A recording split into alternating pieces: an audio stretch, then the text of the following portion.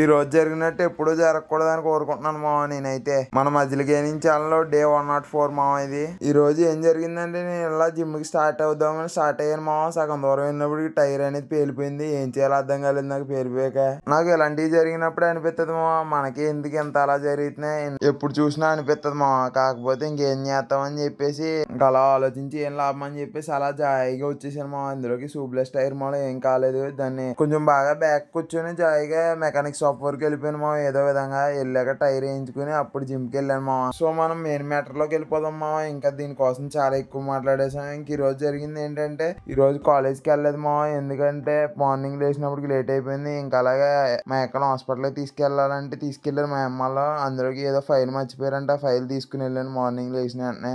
ఇంకా ఫైల్ ఇచ్చేసి ఇంటికి వచ్చి ఫ్రెష్ అయ్యి మనం రెడీ అయిపోయాం మామ. ఈ రోజు ఎందుకో గమ్మున రెడీ అయిపోవాలనిపించింది. అందులోకి మా అక్కడ హాస్పిటల్కి తీసుకెళ్ళడం వల్ల ఇంట్లో ఎవరు లేరు మామ. మనకు మనమే వండుకోవాలి. ఈరోజు చికెన్ మనం వండుకొని కొంచెం తినేసాక ఒక 2 గంటల స్లీప్ వేసాను మామ. ఈ రోజు గమ్మున వెళ్ళిపోదాం కదా అని రెడీ అయ్యానో లేదో, ఇంకా సగంలో మనకు బండి అనేది హ్యాండ్ ఇచ్చింది కదా, ఇంకేం చేస్తామని చెప్పేసి అలా టైర్ వేయించుకుని వెళ్ళినప్పటికి లేట్ అయిపోయింది మామ. ఇంకా మనం వర్కౌట్ కోసం మాట్లాడుకుంటే ఈ రోజు వర్కౌట్ బ్యాక్ బైసెప్ మామ.